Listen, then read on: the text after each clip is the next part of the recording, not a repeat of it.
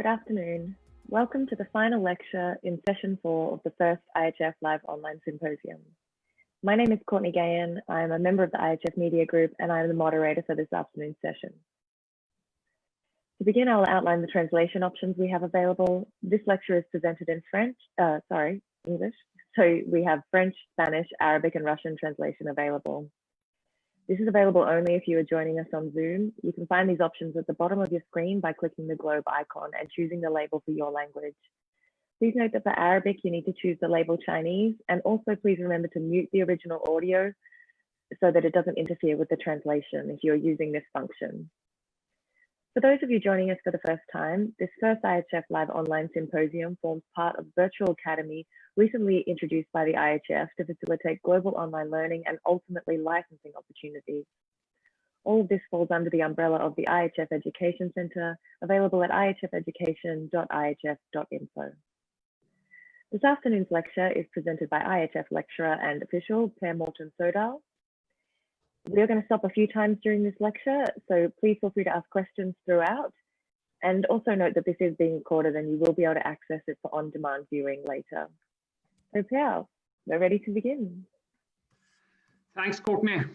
From my side, from Oslo, Norway, a really warm welcome to this lecture about offensive fouls, which is kind of a joint, it's a joint line where both the PRC, also the referee commission, and the CCM, the coaching commission, have the same. So we have the same criteria for what is an offensive foul, which is really important because we can't have a situation where we have different interpretations of what's an offensive foul. During the lecture, I will show a lot of clips. The clips, they are chosen randomly. They are only selected for educational purposes. So which players that are involved, which teams or the referees, it doesn't matter. It has zero importance. It's the educational bit from the clips that is important here. Just I have a general timeline here. First, we will start with a bit of basics. What's written in the rules about this. This will be very short. Then I will show some normal situations where, yeah, the most common topic about offensive fouls is the battle for space.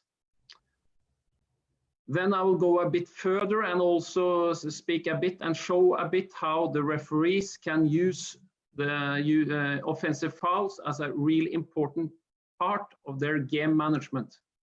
So for the totality of the game. This will also contain balance. That's more or less same action, always the same reaction. Then some situations close to the goal area, which is quite, this is really difficult for the referees also. We must understand this. I will hopefully say it a lot of times also during the presentation. That situations that happens close to the goal area, situations that happens with a high amount of speed, it's difficult for the referees. This is not easy. We'll also show some 2-against-1 situations, then wider in the court, closer to the wings, the side back, and the wing positions. Then just to reinforce the excellent lecture of yesterday from Mr. Gallego, the chairman of the PRC, and Mr. Spete, the chairman of the CCM, about provocations and overreactions. And in the end, I will show some special situations. So then we start with the first one, which is in the rules. It's written that if we go into the rules and read the rule 8, that's what's allowed and what's not allowed. Longer out in the rule, when we start with rule 8.3, we will come to the different punishments, but that's not the topic for today. Here here in handball, it's allowed to use bent arms to monitor and follow the opponent. This is not bent arms. This is not bent arms, but here, inside here. So you can really monitor and follow the opponent. It's also allowed to use the body to block the opponent. Of course, this happens a lot around the pivot player, but it also happens when you are really trying to block the space for an opponent trying to break through, which is also a normal situation where we can discuss about offensive fouls. But what's not allowed, you are not allowed, like I showed, to use the arms, hands, or legs in a way. You are not allowed really to extend your body. You are not allowed to use it in a way that gets the attacker out of position, just by pushing him away, for example. And of course, elbows are not, that might be really, really dangerous. And of course, it's not allowed to run into or jump into an opponent. That's kind of the basic rules that involves offensive fouls.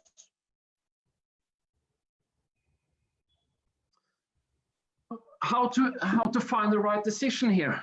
It's not always so easy, but for the referees, freeze the picture. What happens at impact? Who has the space first, and who moves into who? And about the last part here, it's never an offensive foul when a defender, which is here, runs into the attacker, or they run into each other. Then it's never offensive foul, unless, of course, the attacker comes in with his knee or an elbow or the elbow or something, of course, but that's special cases. So normal, it's never an offensive foul when the defender moves forward towards the attacker. Neither is an offensive foul when the defender uses the goal area to get into the correct position. That means I might be in the correct position at impact, but before the impact, to get into this correct position, I've taken the shortcut, for example, and been running through the goal area, or running behind the pivot player using the goal area to get on the right side. This is also never offensive foul. So maybe a kind of a key for referees to decide what's an offensive foul or not, if we take away the goal area, is to ask yourself, is the attacker able to break through like this, and it becomes a sandwich between two defenders? Or are the defenders able to close the space like this? Here, he's not able to break through. So kind of an effect of the situation. Then, how to see this? Of course, as referees, we must have a position that makes us able to see what happens between the players. And sometimes also, especially later in the lecture, also what does not happen if we have provocations and overreactions and so on. But you must have an angle so you're able to see what happens between the players. That means you also must feel if the dynamics in the situation reflects the effect. If it's a very, very small contact and it causes a massive fall down, then we are probably for an overreaction or a provocation. And then about the contact, ask yourself, had you been whistling offensive, no free throw, if it had been the contact from the defender towards the attacker? If the same contact had been made from the defender towards the attacker, would I have been whistling free throw then? It's maybe also something to think about as referees. And then be in position. It's very much easier to make a good decision when you are more or less standing still than if you are really running to get a proper angle to be able to judge what happens in the situation. So be in front of the situation, be in position. You will make a lot more correct decisions if you are in a good position before the impact than if you are running to get into this position when the impact happens. That's really important. So I know that some places the video quality will not be the best. It will be some lagging. In some of the video examples I will show it will be replays. Some places I will show it 2 times also, and then afterwards you will have a slide with some analysis of the situation, very short, and a conclusion, and I will also speak about it. So here's the first one from Kumamoto this December Women's World Championship semi-final, bronze final between Russia and Norway. Trying really hard to isolate her. Had a good spell of doing that in the first half, but she's beginning to find a little bit of space now. But that's an attack. Here the referees whistle offensive foul. They want a passive play call. Will come a replay. First you see some struggle around the pivot. That's not the important thing. We'll have the impact will come here. And here you see clearly that the Russian defender, number 13, number 2 in defense, is running into the Norwegian number 10. This can never be an offensive foul. Because here clearly defender is moving towards the attacker. That makes the contact. She also comes from the blind side, so really the attacker has no possibility even to see her. Here it's just play on, wait for the next situation, and then the situation solve itself. So this is a very clear example for what that's not an offensive foul. Next one, this is from the Men's World Championship in Germany. Here it will be a breakthrough situation now with the number 1 defender trying to close the space. Is he really closing the space? Let's see.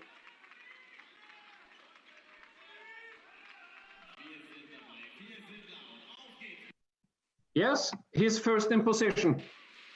He's outside the goal area. He doesn't use the goal area. He's touching it a bit with his left heel, but that's not enough. This is also very good defending. Arms into his body. Clear offensive foul. Defender gets into correct position. He doesn't use the goal area, and the attacker is running straight into him. Very clear offensive foul.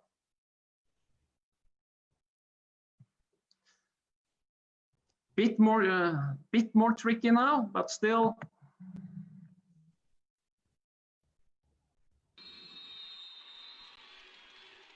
Attacker tries to go for a breakthrough. Does not succeed. Or maybe she does succeed because the defenders clearly don't close the space. She's able to break through in a way.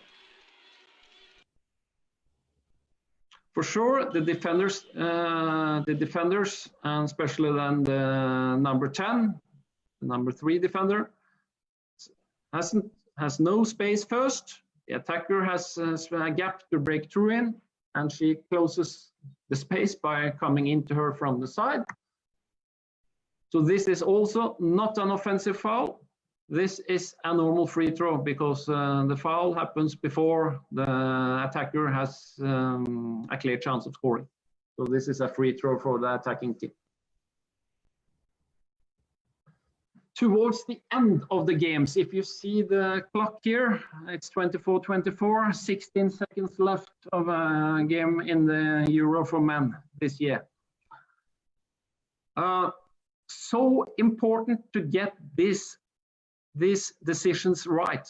Of course, like every decision, but this is really critical moment. Let's see what happens.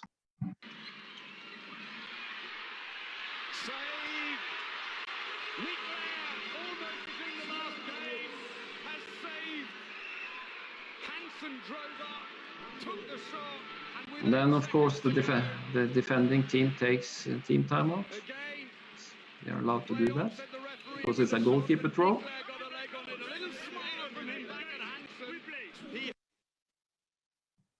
Show it once more. Look at the defender. Not inside. He's able to close the space.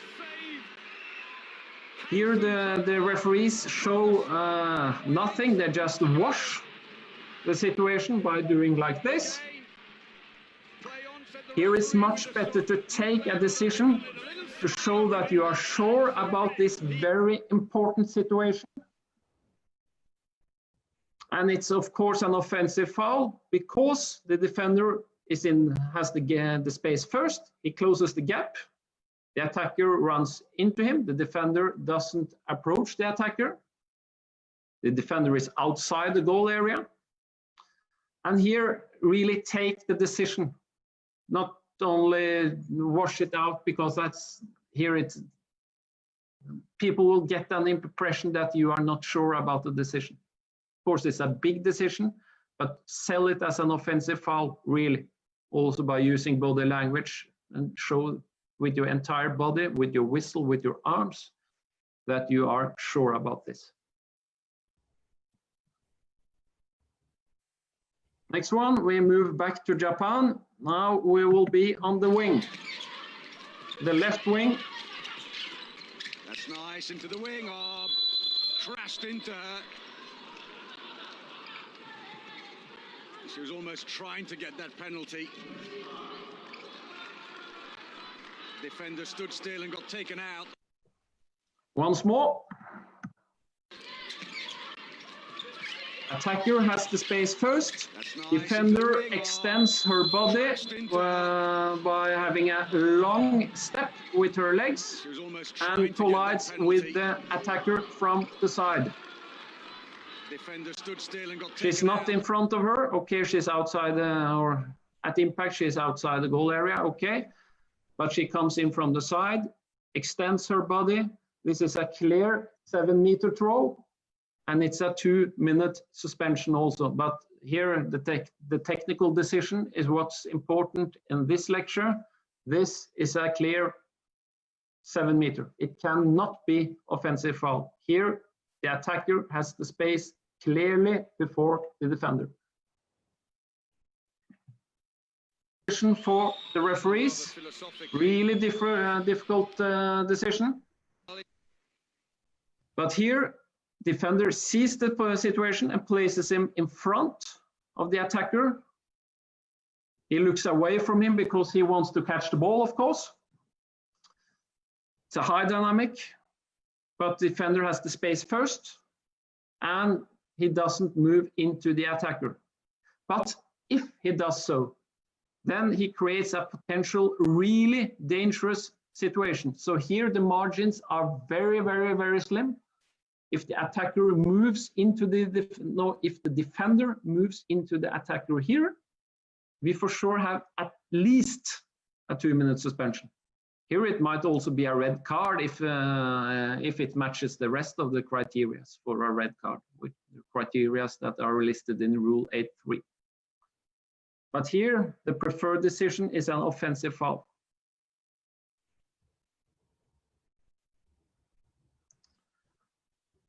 Back to Japan.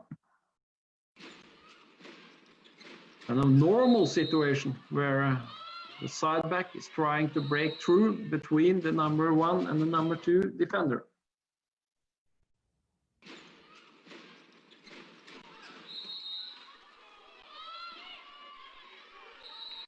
And show it once more. As you can see, the defenders are able to close the space.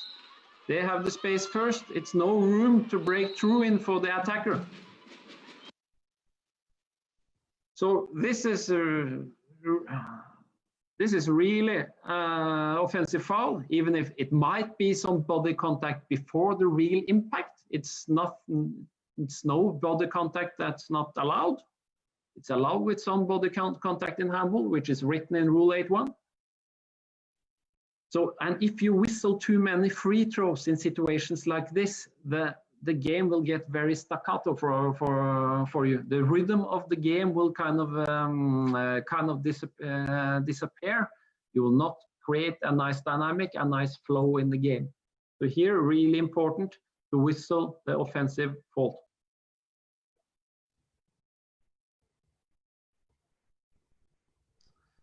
So to go a bit further, because being referees in a handball game, it's not about only taking decisions, to judge every decision or every situation individually. It's also about to manage the game, to be a leader, and to ensure safe and fair conditions for everyone involved. And an important part of this is also to understand the defenders. Give the defenders credit when they play according to the rules. Because if a defender play according to the rules and you whistle against him and the decisions goes against his team, maybe he will think that, okay, I tried to play according to the rules, but it doesn't work. So then I really can, and then go with the knives and stones in the next situations, and then we'll have a completely different game and a more dirty game. So if we as referees are really able to give the defenders credit when they play according to the rules, of course they should be punished when they not play according to the rules, but when they play according to the rules, if we are able to give them credit, they will continue do so, because it pays off. They will understand, okay, these referees, they understand me. They give me credit. Now I really try to understand the rules, to respect the rules, play according to the rules. And then the referees, either they gave the ball to me or they don't whistle anything at all. Okay, it's nice. Then I continue to do so. It pays off. Pays off for me, pays off for my team. And of course, whistling offensive fouls, well, so then the attacker must also ask himself or herself, maybe I must take more distance. I'm a bit close to the player. This will also make it easier for you as referees. It will make it easier for the players also. And the sum of all this is that it will create a cleaner and more attractive game. Because we want a clean game, a clean, high-speed game is an attractive game. It's good. It's good for the players. It's good for the coaches. It's good for the spectators. It's good for the media. It's good for the millions of TV viewers watching our beautiful sport. Of course, it's good for us as referees also, because then we have shown a line that the players can adapt. Then we are predictable in our decision making. Then they trust us, and then everything gets so much easier for us. And to be able to get this trust from the players, the balance is really the key. And to balance is to show consistency. The line must be the same from the first to the last minute when it comes to topics like offensive fouls. Of course, we have the last 30 seconds rule, but that rule has nothing to do with this. You really need to show this consistency as a referee to create this trust. And this line, like I said a minute ago, it makes it so much easier for everyone to really to understand you and to accept your decisions. And for being able to do so, more or less same action, always same reaction. That means if it's an offensive foul on this side, it must be an offensive foul on this side, if the situation is more or less the same. If you go for an offensive foul here and a 7-meter throw here for more or less same situations, it will not be balanced. And the team who gets both decisions against them, they will not feel that the referees are fair. Then they will not trust you, and it will make it so much more difficult in the minutes after to regain their trust. It's much easier to lose trust than to regain it. But to balance is really not to compensate. The difference between balance and compensate is really the following. Like I've said, balance is to give the same decision for more or less the same action. More or less because it's no situation that are exactly similar, but they are more or less similar. To compensate is to replace a mistake with another deliberate mistake. So if you whistle offensive foul in this end, which you think that, okay, this should really have been a 7-meter, and you get a situation in the other end of the field right after, and you see that this is really a 7-meter, but doesn't fit, I have to whistle the offensive foul. Or opposite, you deliberate make a mistake, then you are compensating. You should never do that, never. Then it's much easier to, or better, just than to make some contact and say, okay, maybe you have a point that I made a mistake in the previous situation. That creates more trust. That's better for our sport than referees that compensate for their mistakes. Because it's impossible to be perfect as referees. It's so many decisions to take during a game. We are humans. We are as the players, as the coaches, as normal spectators. We are just human beings. We make mistakes. All of us. So some videos showing this. Got to maintain it. Got to create a real opportunity here. Ilic has got an opportunity. He takes the shot, but he lands inside, according to the referees. And Korea take it away. Fast break. Oh, and it's attacking foul. Wow. Looked like the defender was inside there, and that was a big collision with Kim. And the crowd are not happy with that at all. The bench are on their feet. Attacking team is not so this happy. replay here. Comes in from the side. No, he wasn't inside when he made contact, but be offensive that foul, definitely does not look like an attacking foul to me. The Serbian bench wants to get a yellow card before the game is started. Yeah, can you switch out the sound? It is Serbia's ball still. All very confused. Should secure the win for Serbia. Yeah, like this. Sorry. Here we see right after. More or less same situation, not whistled. I can rewind it so you can see it once more. Here, more or less, or it's not more or less same, because this is an offensive foul. This is a way clearer offensive foul than the first one, which we can see here. No open space, no space closed from the defender, comes in from the side, attacker has the ball. And we have the collision. This is no offensive foul.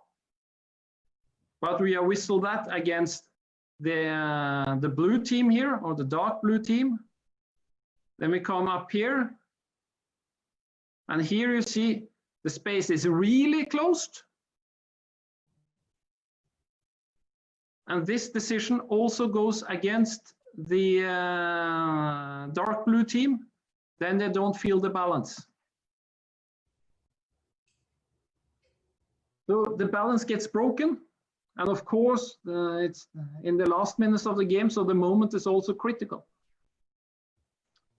And like I said, the first situation can never be an offensive foul. The defender comes from the side and moves into the attacker. The second situation must be offensive foul, no matter what, because this is an offensive foul, like the clip I showed from Japan, when the attacker tries to break through between two defenders, they are able to close the space.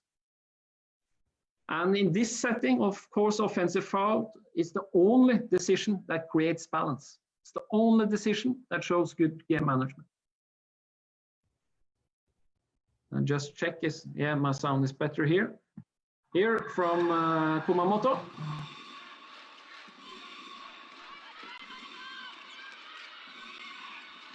Offensive foul against Norway.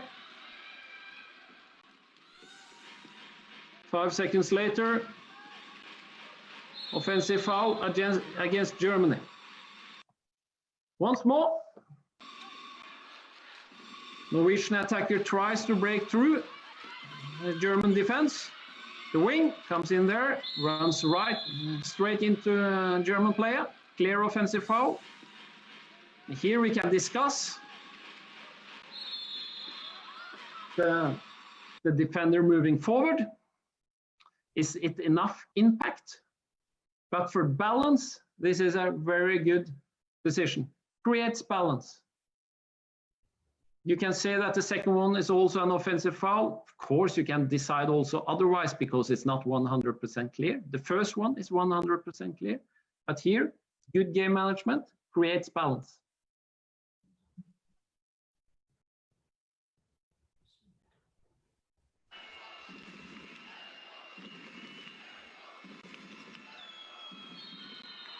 Offensive foul. Not so sure, the spectators either. Let's see. Almost no contact. Actually, the defender grabs the shirt of the attacker and falls backwards. Oh, this guy is not so happy. Then we continue. And here, free throw.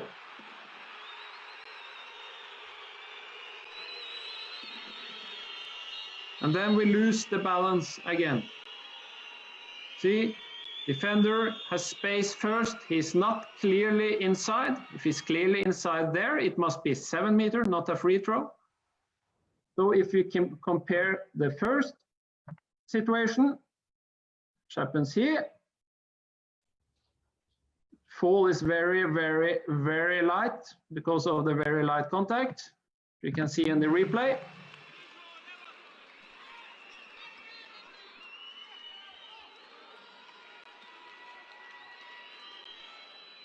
The real provocation, grabs the shirt. And then we see the next situation. Here. This is more offensive foul than the first one. So for balance, this for sure must be offensive foul.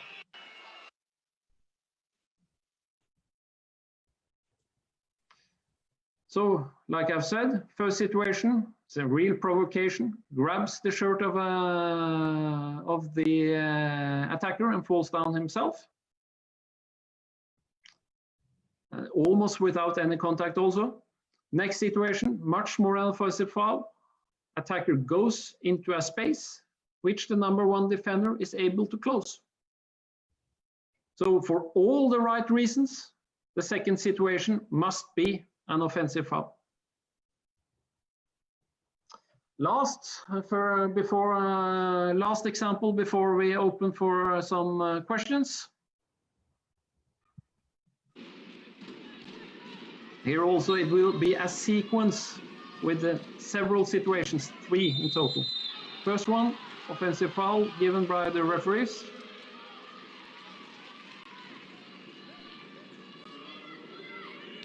Not really able to close the space there, the defenders. Counter-attack.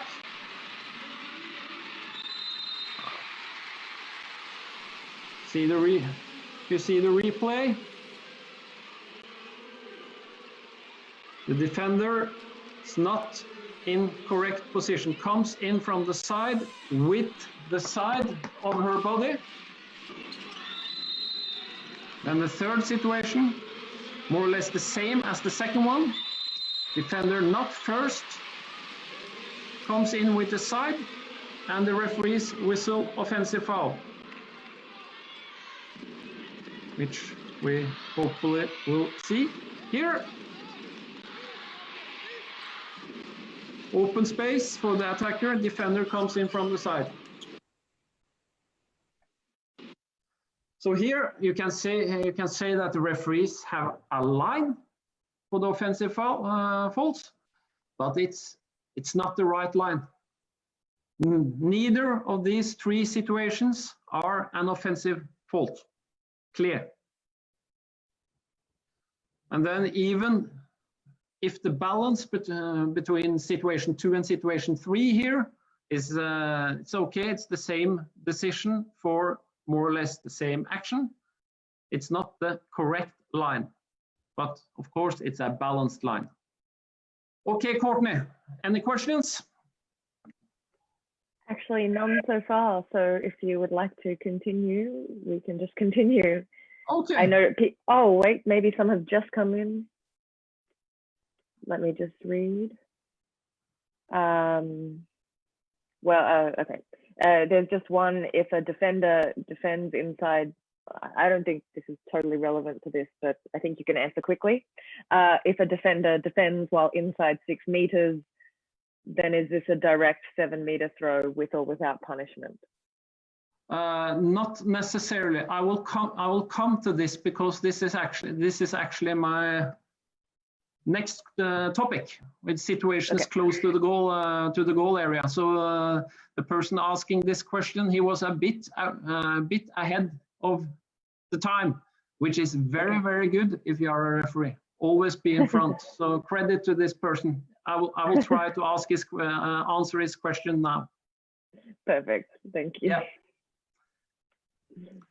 So here we come to situations that happens close to the goal area. Also, that means close to the 6-meter line, which neither the attacker or the defender really are allowed to go into. Situations that happens close to this area, really in general, in 99% of the cases, the decision should be made by the goal line referee, the referee who stands beside the goal. To be able to take this decision, this referee must be aware where was the place of impact. Did it happen outside the goal area or clearly inside the goal area? To answer the question who was asked me, if it happens clearly inside the goal area and the referees feel that a clear chance of scoring is taken away from the attacker, then it's 7 meter. And if the foul is just that the defender is inside the goal area, it's not a punishment the first time, but repeated use of the goal area, is always also progressive punishment if this really continues. And then I don't speak about situations where the goals are empty, because then the criteria are a bit different. But if it's clearly inside and destroys a clear chance of scoring, then we have a 7 meter throw. So that means that the goal line referee must have control of the place of the impact. And let's say it's outside. Then the goal area referee also must know how the defender or the defenders got to their position. Did they use the goal area? Did they run into the goal area and then out again before the impact outside the goal area line? And how did they close the space? Did they have the space first, that they were standing and really the attacker was running into the body of the defender? Or did they come more from the side, that they were colliding into the attacker? So only the goal area, the goal line referee is able to control this, because we humans, we are not built with eyes that can see 90 degrees. I cannot look straight to the camera and then look to this side and watch into my kitchen. I can't do this. I don't have eyes for it. So if I'm a court referee, I cannot see really if this contact happens inside or outside. If it's close, if the contact is clearly outside, then it's something different. But if it's close to the goal area line, I can't see it, and I also can't see how the defenders have moved before getting into this position. That means, as goal line referees, you must take your view maybe a bit earlier away from the pivot player when you expect a breakthrough, or even better, have a split vision, so we actually can see what happens before the impact. So that means that he or she, the referee, must have the view in the situation before the collision. And if you are before, you really can control, okay, no use of the goal area, getting there. Impact is outside, or for sure, or at least not clearly inside. And the defender or the defenders had the space first. Okay, I've seen all this. Then it's so much easier to sell my decision. Then I really feel good about my decision as a referee. And it will also show on the body language. Here, I'm sure everybody trusts me. But you must really have the focus into this situation before the collision. And then we come to the bit more tricky part. Was it clearly inside, or was it the gray zone? Because if we read rule 6.2.c, the last sentence, first sentence is that you will get a 7-meter throw if a clear chance of scoring is taken away from you. But it's also entering the goal area means, or take away a clear chance of scoring by entering the goal area, does not mean just touching the goal area line, like you can see on the foot to the left. It's barely touching the line with his heel. That's not enough according to the rules as the rules are written today. I know that some people, coaches also, maybe thinks that it's not so logical, because the criteria for an attacker with the ball is that if you are even touching the line with 1 centimeter and score a goal, the goal will not stand. It will be a goalkeeper throw because you were stepping on the goal area line. But here it's allowed for the defender to step or be on the goal area line, maybe by 10 centimeters, and still it's an offensive foul. I understand it, and I can assure you that the referee commission and the coaching commission works together with the rest of the handball world to see if we can create rules with objective criteria about this. But for the time being, this is the line. This is the line that we must adapt to as referees. And this is the line also the coaches must teach their players. This is also written in the rules. So if we go from the left, touching the line, the next one, then we are a bit outside, a bit inside the line, then we are in a gray zone, and the one to the right is clearly inside the goal area. The one to the right, no question. It's clearly inside. I'll also show the model here. 2 green ones, just stepping on the line. Or one of the examples, the green example to the left, where 1 foot in outside and 1 foot on the line. The 2 red ones here, clearly inside with both circles, which is a kind of a attempt to draw a foot in PowerPoint. How successful it is, I don't know, but I think it proves the point. The red ones clearly inside, the green ones not enough inside. So with an attacker running in or jumping into the defender in the green ones, it's an offensive foul.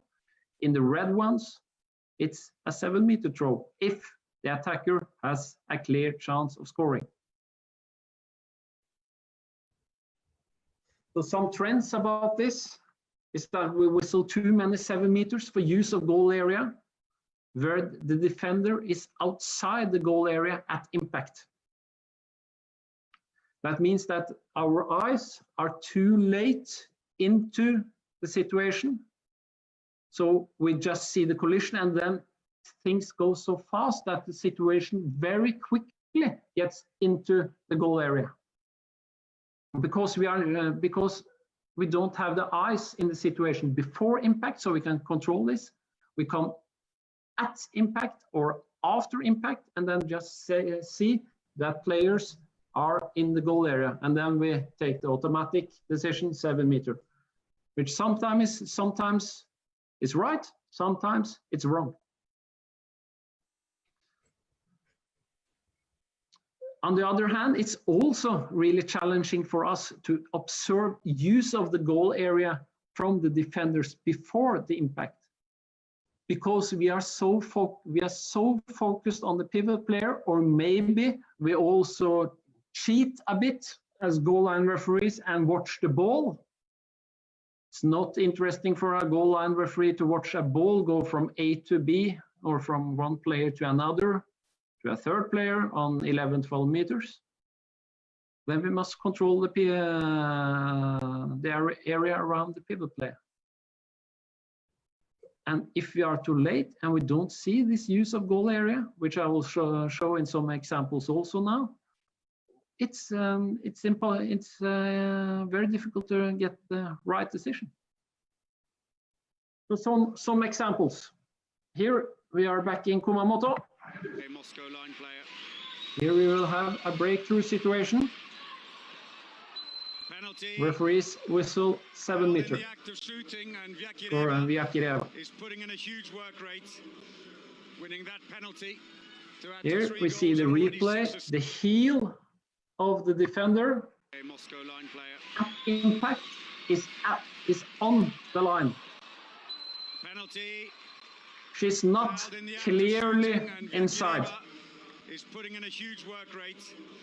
So according to the rules, as it's written today, this is an offensive fault. Just the heel on the goal area line is not enough for saying that she's clearly inside, referring to the 2 models I've shown you some slides ago.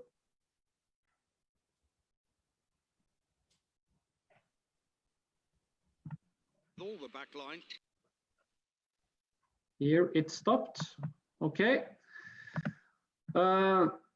If we see the impact here, defender has space first, and the impact is clearly outside the goal area line. Not clearly inside, but clearly outside. This can never be 7 meters for using the goal area. But they end up in the goal area very, very quick afterwards. So this is an offensive foul. The defender has the space first, and the contact is clearly outside. He doesn't move towards him. He does more or less everything correct. Here, now look on the right wing.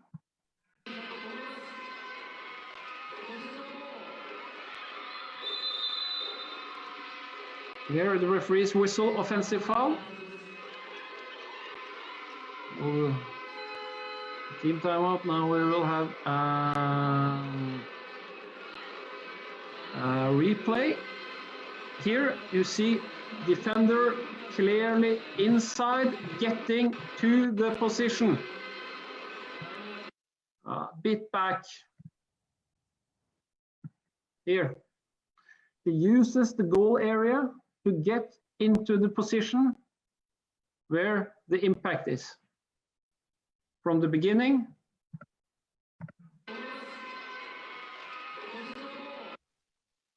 she's inside the red area, clearly with 1 foot, moves sideways towards the attacker.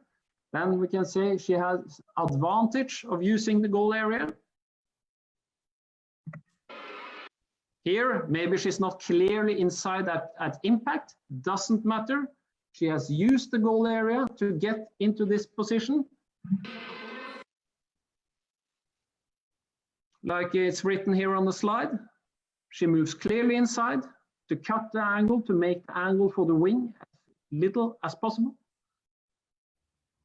Even if she's not clearly inside that impact, she has had an advantage of using the goal area.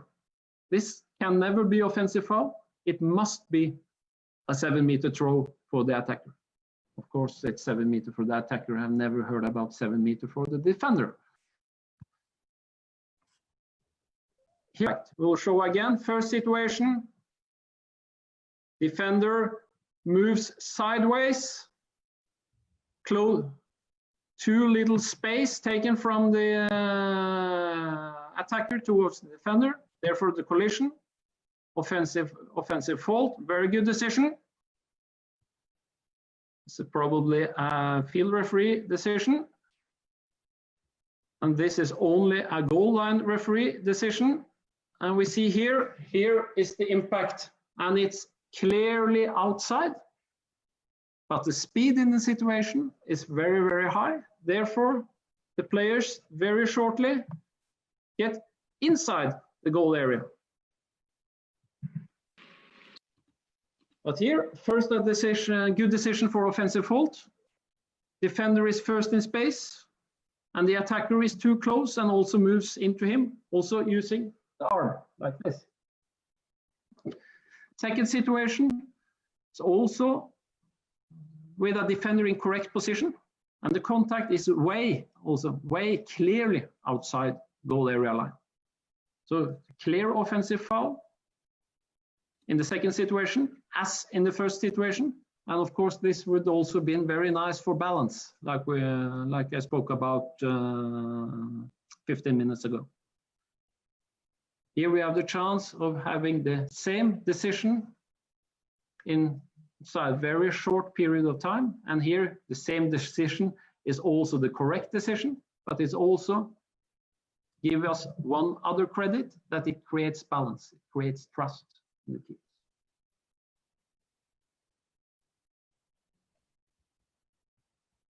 Next one comes a bit quick. We'll have it. Well, you'll have it once more. Also have a replay.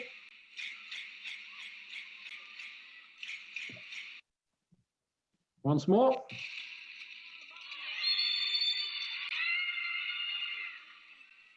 Here, just show again. This is not easy.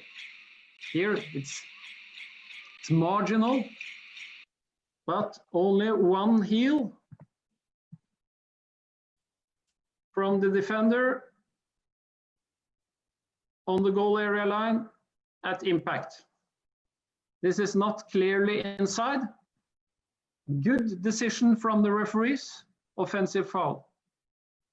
She's able to close the space first, the defender, without using the goal area And if she has both feet on the goal area line, she's not clearly inside at impact. So here also, this is an offensive fault, according to the rules today. And there are instructions and the criteria. This, the last one, is an offensive foul. It's probably one of the most difficult clips I will show in this lecture, this one. Would have been a goal. Engesson, Dikemem, Engesson goes, that's an attacker foul. No, it's a penalty. My mistake, or is it? And the defense. And you can see the smile. Coach maybe also thinks that it's difficult. Calling for an attacker foul as well. What happens first? The contact outside, or the contact when the defender has the foot clearly inside? No, it's a penalty. My mistake, or is it? And this is so close that here we must understand the referees also, really understand the referees, that this is so close that really both decisions is acceptable. But it must reflect the line you have on the game, of course. But here, our interpretation is that the right foot of the defender is clearly inside at impact, and therefore it's a 7-meter throw. But here the decision really could go both ways. But this is not a clear clip where we can say this is black or white, but it's also important to show some. We speak about gray zone, so this is probably really a gray zone clip, where just to show how difficult sometimes the work also for the referees is. I think this shows this in a nice way.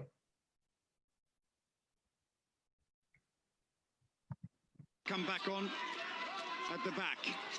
Number 18. More commonplace for her. What? Penalty 7 meter? inside the area. Looks like might be offensive foul, or maybe not enough contact, so maybe nothing. Here, look at how the white defender is using the goal area. From this position, not so easy to see. More commonplace for her. But from the camera, which is more in the angle or the viewing angle of the goal line referee, here we see 77 clearly inside the goal area. 1 foot and moves into the goal, or moves in the goal area the entire way to stop the defender. So at first sight, from the main camera angle, this looks like which is the same angle as maybe we have from the table or from the bench. It looks like something that can be an offensive foul. But here, luckily, the goal line referee has much better position. She has much better focus. The defender is using the goal area to close the gap for the attacker. And the decision is also well sold, because she shows by using body language, which is very important when the decisions are not 100% clear for everyone, to explain by body language why you have taken the decision you have taken. But here, 7 meters, it's a very good decision. Now we come to wing.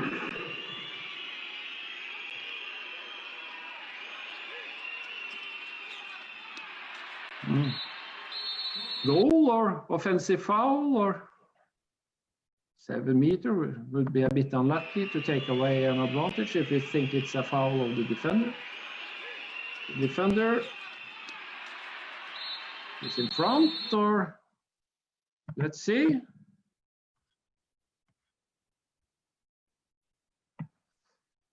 We'll say a very long step. He extends his body to take away the angle for the attacker, but also to get in this position, he turns around for some reason. 1 foot at the goal area line, 1 foot clearly inside the goal area. Clearly inside the left foot here. Oh, yeah, I'm sorry. I will stop it. And then outside again. Clearly inside, and then gray zone, but with an extended body. A long step. So here, he's in correct position, means that he's not clearly inside at impact. But just look at the movement which the goal line referee must see. He moves through the goal area to get into this position. So this can never be an offensive foul, and it can never be an offensive foul either, because of the extension of his width between the 2 feet. He extends his body. So advantage and goal, good decision here.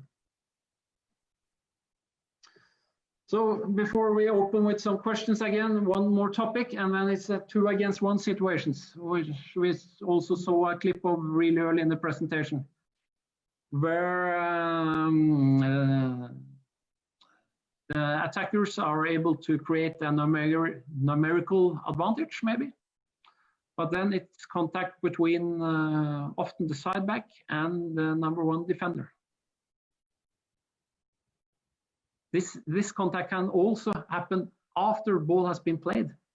So then it's really important, as the referees also, that the referee responsible for the situation also has his view or her view into the situation after the ball has been played. Those may be after ball has been played, yeah, it might be an offensive foul, or it might be a situation for blue card if then the defender comes with the elbow and right in the face or something. So we must keep our view in the situation the entire time until the situation is clear. But in the 2 against 1, we must be really sure, because here the attackers have been able to create a numerical advantage. And then we must also really see what the defender or defenders are doing to defend this. And then question to ask, as always, who has space first? Also, who moves into who? Is the defender moving towards the attacker? Those things are really key to make a correct decision here. You can see situation here first. Now it will be on the between #1 and #2 here on the left side.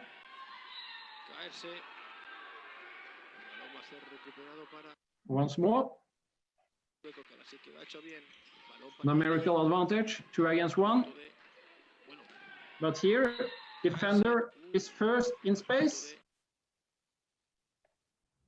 Is clearly outside.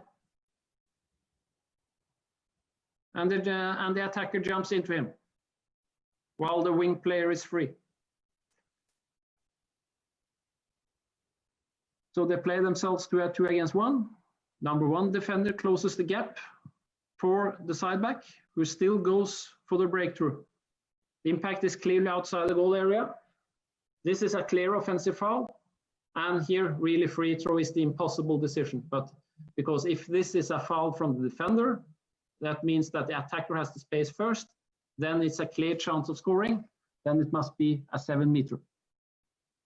So here it's black or white. It's offensive foul or 7 meter. But exactly in this situation, it's a 7 meter. It's an offensive foul.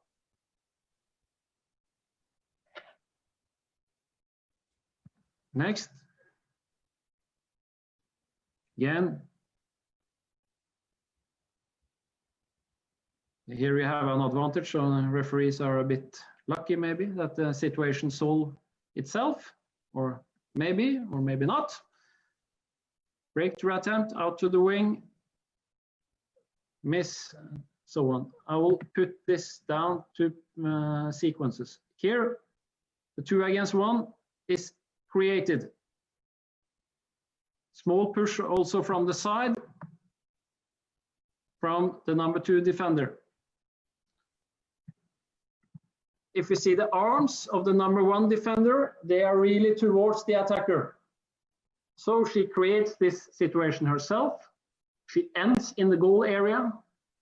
And for a wing player to jump in with a player laying below her in the goal area, that's really not a very good thing. And here also you see she hits her afterwards. And now it goes to advantage. But here, push from defender, defender in goal area. And that means when a defender is in the goal area, when it's a clear chance of scoring, even if the attacker here has clear body and ball control at the moment of shooting, she is disturbed so much that this is a 7 meter. This is what we call a standard situation. If the impact is no offensive foul, the defender ends up in the goal area, and the attacker has to jump over her. It's a 7 meter if the attacker doesn't score. Of course, if the attacker scores, it's a goal advantage. So like it's written here, it's no offensive foul. The defenders are responsible for ending up in the goal area and clearly destroys the chance of scoring, which is this interpretation when the defender is laying in the goal area and the wing has to jump over her. Next one, which is not, it's a bad video quality, but I think the example is quite clear. Here, look at the number 1 defender, number 17, 2 against 1.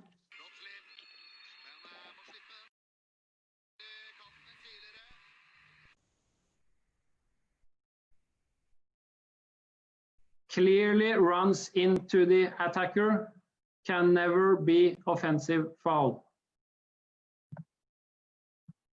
If I can show it once more, I can.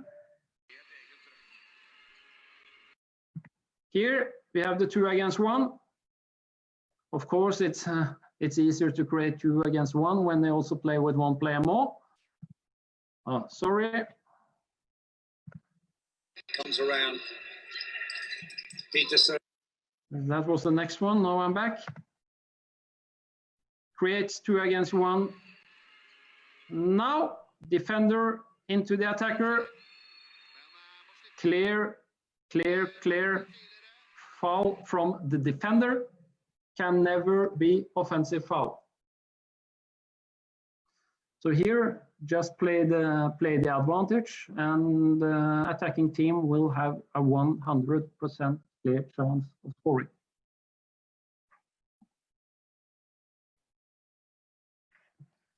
Next one. Not the same one. Peterson, Gudmundsson, that's an attacking foul called against Marathon. The playmaker. Let me see again. Comes around. Wing defender here Peterson, with side slash elbow jumping into the attacker. Here it's not the attacker who makes the contact, it's the defender. Look here, just turns almost his back towards the attacker. There's no offensive foul. Same concept, creates 2 against 1. Wing defender jumps into the side of the attacker with high speed, never offensive foul. And here, advantage, and then it's a direct 2-minute suspension afterwards if we think that this is this jumping into the defender, into the attacker from the defender is for a direct 2 minutes, which I think in this situation. So never offensive foul. Last one before the questions. Courtney, so be ready. Check movement, 2 against 1, jumps into defender, ends up in the goal area, and the attacker has to jump over the defender. But is it an offensive foul? Yeah, middle player comes and jumps right into the defender. And if we go back, see, defender is outside, defender is outside, defender is clearly outside. He's first in space and he's jumped into. So again, 2 against 1 after a check movement, like wing defender tries to close the gap, the space. The attacker jumps into him before playing the ball to the wing. So this is a clear offensive foul also. Courtney, questions? Yes, we do have a couple. Yep. So a couple of questions about situations occurring in the air inside the goal area. So when a defender is blocking jumping, or if there's a Kemper situation and a defender interferes, yeah. Can this be ruled against the attacker? What do you think about these situations? The question is if the defender where the defender jumps from. Does he jumps from outside the goal area or inside the goal area? And does the defender jump into the attacker, or does the attacker jump into him? It's more or less the same questions. Of course, it's very, very rare that we have offensive fouls. I can't remember seeing one with the in the air. In the goal area, for example, with a Kempa, where the wing is jumping into the goal area, catching the ball, and then collides with a defender, because then the defender in most cases will come from the side, and then it's probably a 7 meter if he doesn't score, if we have a clear chance of scoring, and then probably also punishment. But the key here is where does the defender jump from? It's like blocking a shot. If you are in the air blocking the shot over the goal area line, that's allowed if you have jumped from outside, but it's not allowed if you have been jumping from inside the goal area. Okay, there's another one. If the defenders have used inside the 6 meters to force attacker fouls, if this happens more than once, do you start to punish all the players, or do you just focus on the one player who has done this the first time? A team, it's not like one player has one chance to use the goal area without getting punishment. The rules is clear that repeated use of the goal area should be progressive punishment, and that means okay, if player number 13 does this one time, then player number 20 does it one time, then player number 15 does it one time, then player number 17 does it one time, and so. But it depends if it's marginal. Yes, only 7 meters. But if it's clear use of the goal area, repeated clear use of the goal area should be punished. Okay, that's all for now, so we can continue. We can continue. Then we have approximately 15 minutes left. That's not so bad timing. Just to reinforce the idea that Dietrich Speth and Ramon Gallego gave yesterday about Hollywood, or what we say, provocations and overreactions. It creates really bad image for our sport, and it becomes sadly more and more a hot potato. That we have more and more situations like this. We really need to protect the beauty of our sport. here again, it's more or less to spot this. It's more or less like spotting an offensive foul. The positions of the referees, they are essential. We must be able to see what is happening, or in some cases also not happening, between the players. Here, attacker, defender, what's happening between them?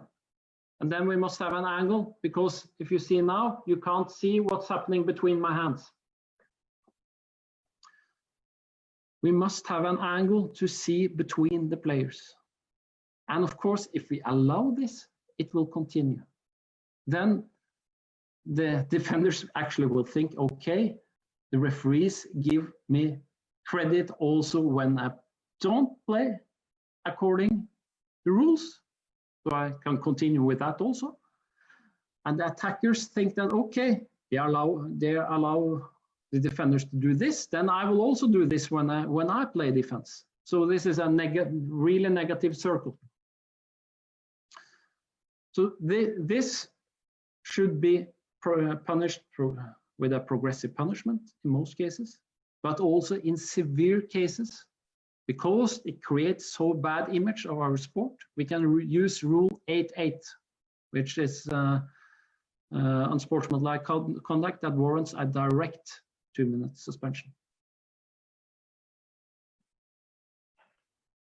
Here, this clip was also shown yesterday, but it's a repetition. Here, almost no contact at all. The player, she knows it herself. Tries to provoke it, but it doesn't make any contact. The attacker is more or less standing still. It's a clear situation which is so severe that this is nice just to give her 2 minutes. This is not a good image for our sport.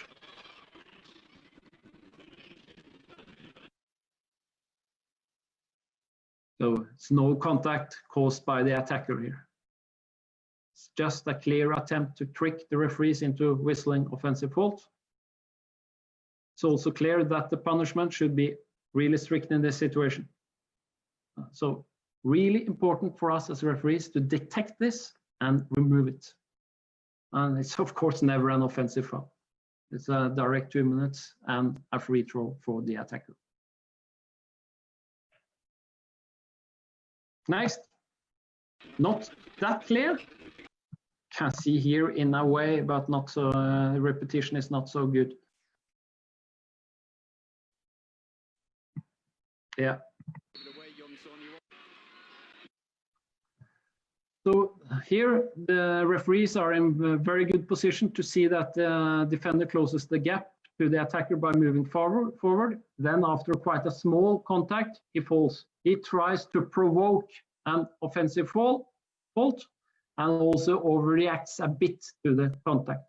So this is a good decision. Never offensive foul. And here a progressive punishment, also starting with a yellow card. For the defender, that's a really proper reaction. So this is a really good example for how the referees solve a situation which is a bit tricky in a good way.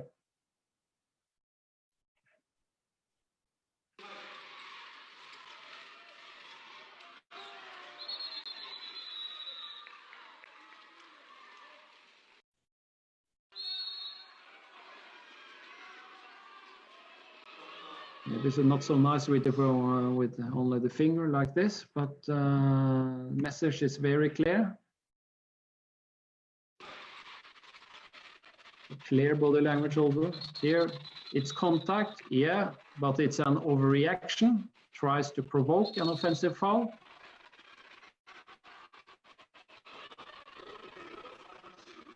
It is contact, but it's not enough for offensive foul. It's not enough for her to fall some meters into the goal area. She also provokes the contact a bit herself.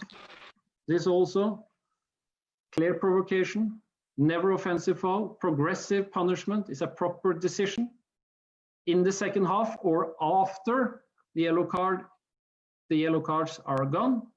Then a progressive punishment becomes a 2-minute suspension.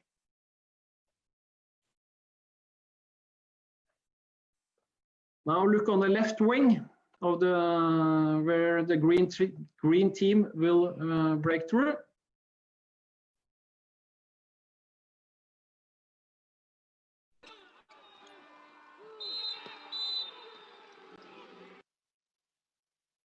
The defender clearly tries to provoke an offensive foul, and it's also a clear overreaction. And he, instead of provoking this offensive foul, is actually running into the attacker and runs into him from the side. And running into an opponent like this is also good for a direct 2-minute suspension. So here, the referee is also, it's very good that, of course, that they don't whistle the offensive foul, which would have been a really bad decision and a very, very bad decision also for the image of the game. But here also, direct 2-minute suspension. This is something we don't want to have it.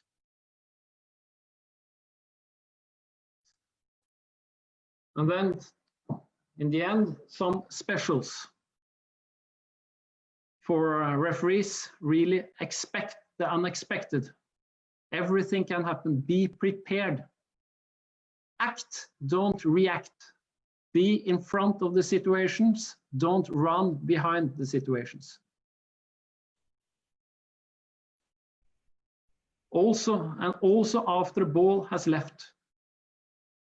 Also the ball has left the attacker. When the ball is thrown, also a lot of things can happen. Because it's possible to make some tricks that can create more space for the teammates, for example, or you can make some really nasty fouls. But if you make some tricks that, for example, you play the ball and then pull the shirt of the defender close to you to create space for the teammate you are throwing the ball to, this is also a clear offensive foul. Some examples. Look here at Russia plays 5 against 1. Look at the defender, no 5-1 defense. Look at the defender who's forward in front, number 31.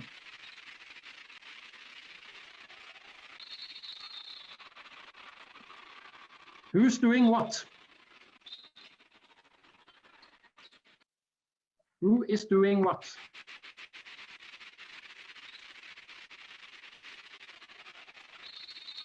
Or other question, what does the attacker do wrong in this situation? Nothing. I'll try to stop it. Here, first contact, some arms. Then the defender blocks the arm of the attacker. If you see now on the chest of the defender, he is holding the arm of the attacker. And this is a clear offensive foul. No, sorry, it's not a clear, it's never an offensive foul. It's clearly a foul from the defender. Sorry for my tongue slip. Defender takes the arm and tries to provoke and create an offensive foul. And here he is able to fool the trick the referees. So here, never offensive foul.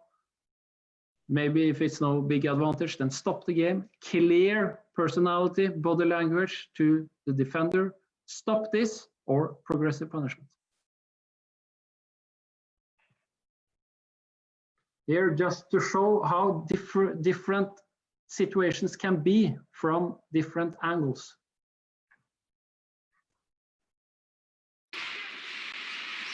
Give it. Collision. But no offensive foul.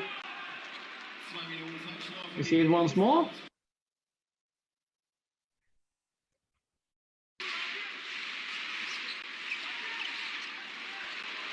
Just legal contact from the team, or but then we see it from another angle. It's the same situation. And here we see a clear push from number 18 that pushes the pivot player of the white team into the other defender. Push from behind, never offensive foul, direct 2-minute suspension, and free throw for attacker. Because here the push from behind comes before the offensive foul, which comes because of the push. Last example.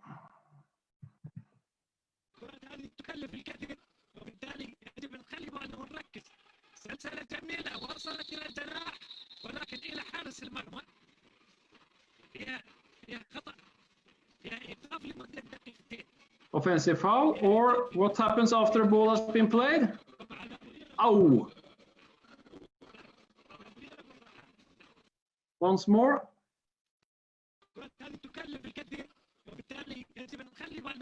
Defender from side jumps into the attacker. Court referee whistle offensive foul, even if it's close to the goal area line. But here in the replay, you see this is really bad defending. Elbow up in the face. This is never an offensive foul. This is actually a red card for the defender. This is endangering the health of the attacker. So this is a clear situation for Rule 8.5, which is a direct red card. Okay, Courtney, questions? Okay. So we have a few more questions about particularly the goal area. Well, someone has asked about, is there ever a situation where it can be an attacker foul if there is a collision between the jumping attacker and the goalkeeper just standing?